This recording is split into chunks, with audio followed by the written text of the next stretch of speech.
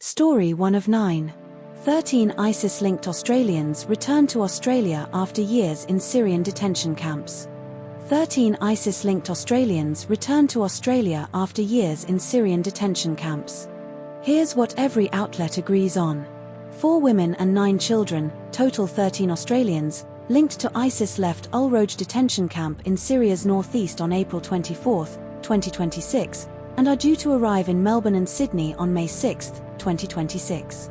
The group includes Sydney nursing student Janae Safar, 32, and her son, Melbourne grandmother Kauza Abbas, 54, her adult daughters Zura, 33, and Zainab Ahmed, 31, and their respective children. The Australian government insists it has provided no assistance to the group and will not repatriate them, but they are Australian citizens with valid passports. AFP Commissioner Chrissy Barrett confirmed some individuals in the group will be arrested and charged upon arrival for terrorism offences, including entering or remaining in declared areas, and crimes against humanity such as slave trading. Children in the group will be asked to participate in community integration programs, therapeutic support, and countering violent extremism programs. But not all outlets told the same story. The Guardian and ABC report that Syrian officials claimed the Australian government refused to receive the group in April 2026, but the Australian government denies any involvement in blocking their travel. The Australian government states it has not assisted the group in any way, while The Guardian and The Age report that Dr. Jamal Rifi delivered passports to the group in Damascus, which some interpret as indirect assistance. The Guardian and ABC report that the group left Al Roj camp on April 24, 2026, but some sources suggest the departure was coordinated with Syrian security forces, while others imply it was a spontaneous move. This story was covered by ABC News, The Guardian, news.com.au, and The Age. Story 2 of 9. Melbourne man sentenced for murder after PCE drug-induced incident in 2023. Melbourne man sentenced for murder after PCE drug-induced incident in 2023. Here's what every outlet agrees on. Mark Ludbrook was sentenced to 19 years in prison for the murder of Autumn Baker on May 7, 2026, by Justice James Gorton in the Victorian Supreme Court. Ludbrook stabbed Autumn Baker to death on August 3, 2023, at his Hoppers Crossing, Point Cook, home in Melbourne's southwest. Ludbrook was under the influence of PCE, a synthetic drug missold as extra-strong ketamine, when he committed the murder. Ludbrook had a rare neurological condition called transverse myelitis and was wheelchair-bound, but on the day of the murder, he was able to walk around naked for about 90 minutes. Ludbrook took a double dose of PCE, which caused erratic behavior, including talking to plants, stripping off clothes, and behaving like a vibrant, expressive game show host. But not all outlets told the same story. ABC states Ludbrook was able to walk around for about 90 minutes, while Newscomau does not specify the exact duration but confirms he walked around naked. ABC mentions Ludbrook thanked colours and rubbed money on himself, while Newscomau does not include these specific details. This story was covered by ABC News and news.com.au. Story 3 of 9. BHP liable for Brazil dam collapse, other Australian news updates.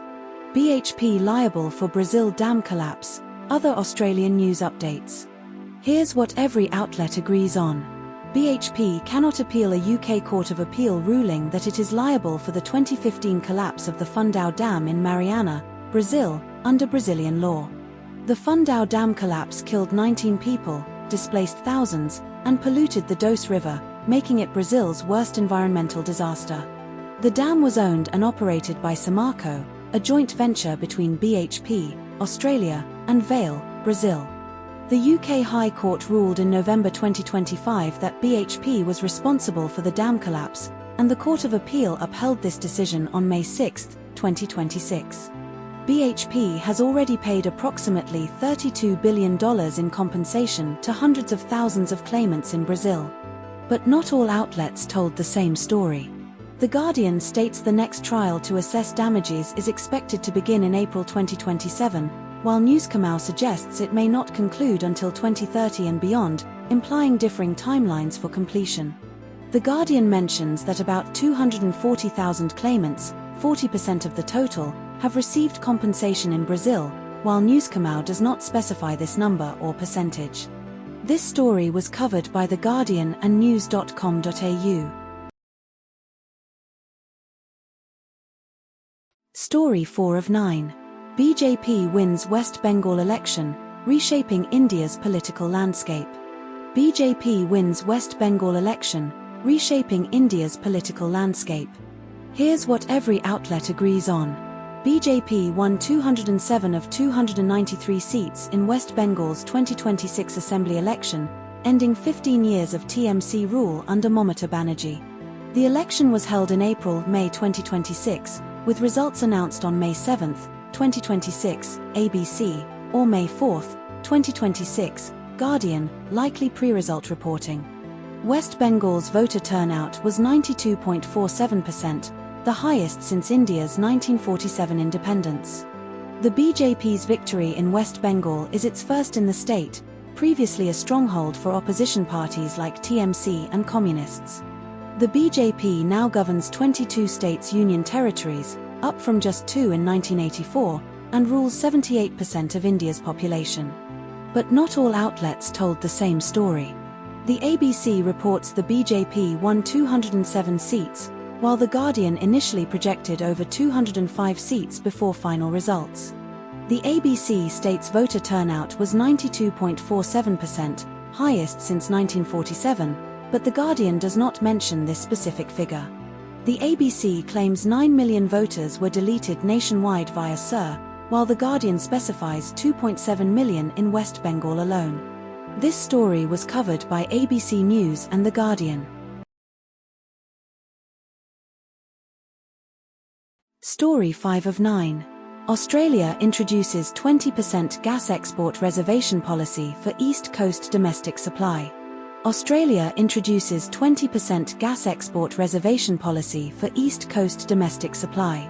Here's what every outlet agrees on. The federal government will require East Coast gas exporters to reserve 20% of their export volumes for Australian domestic use starting July 2027. The policy applies to Queensland's 3 LNG ventures, Shell-backed Queensland Curtis LNG, Origin Energy's Australia Pacific LNG, and Santos-led Gladstone LNG. Energy Minister Chris Bowen announced the policy on May 7, 2026, after 5 months of industry consultation. The scheme aims to create a modest oversupply of gas in the domestic market to reduce prices, which have tripled in recent years. Existing contracts signed before December 2025 will be preserved under the new policy. But not all outlets told the same story. The ABC states gas prices are currently at $12 per gigajoule, while The Guardian does not provide a specific current price figure. The ABC mentions the Greens described the policy as written by the gas industry, for the gas industry, but this opinion is not echoed in the other 2 sources. The ABC notes the government killed a gas tax proposal in the 2026 budget, while The Guardian mentions a parliamentary inquiry on a gas tax is due to table its final report on May 7, 2026, without confirming its outcome. This story was covered by ABC News, The Guardian, and news.com.au. Story 6 of 9. Melbourne inner west suburbs show high childhood asthma rates linked to truck pollution. Melbourne inner west suburbs show high childhood asthma rates linked to truck pollution. Here's what every outlet agrees on. Asthma-related emergency department visits for children in Maribyrnong, Hobsons Bay, and Brimbank are 26 to 53% higher than the Victorian average, 92 per 10,000 children. Maribyrnong has 144 asthma-related ED visits per 10,000 children, Hobsons Bay 137, and Brimbank 125. The study analysed 12 years of Victorian hospital data, 2007 to 2019, and surveyed over 500 parents in Melbourne's inner west. Sylvia Barbadonis, Yarraville resident, reported her sons Nicholas, 9, and Michael, 11, developed asthma after moving to Yarraville in 2023. Maribyrnong City Council declared a health emergency in 2023 due to air pollution from trucks on Williamstown Road. But not all outlets told the same story. The Age states the study analyzed data up to 2019, while ABC does not specify an end date but implies the findings are current, 2026. The Age mentions a 2025 Lancet Medical Journal study on children's vulnerability to air pollution, but ABC does not reference this specific study. This story was covered by ABC News and The Age.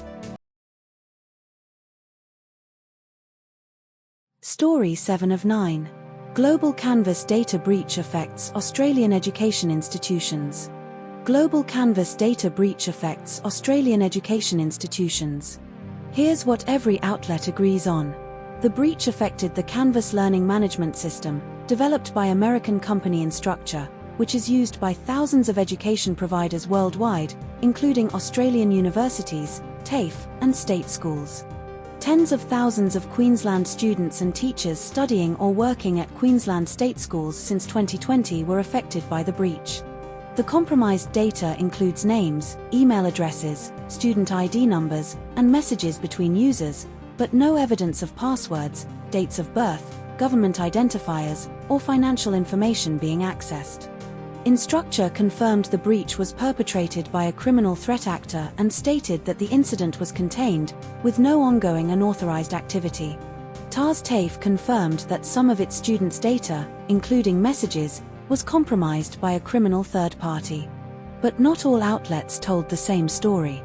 Article 1 and Article 3 state that the breach impacted Queensland students and staff since 2020, but Article 4 does not specify a timeframe for the impact on TAFE or other institutions. Article 1 mentions that the hackers were demanding a ransom, but this detail is not confirmed in Article 2 or Article 3. This story was covered by ABC News and news.com.au.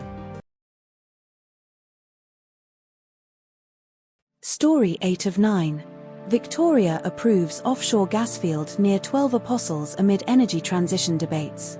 Victoria approves offshore gasfield near 12 Apostles amid energy transition debates. Here's what every outlet agrees on. Amplitude Energy's Annie Gasfield project in Victoria's Otway Basin was approved by federal and Victorian governments on the 7th of May, 2026, with production expected to start by 2028.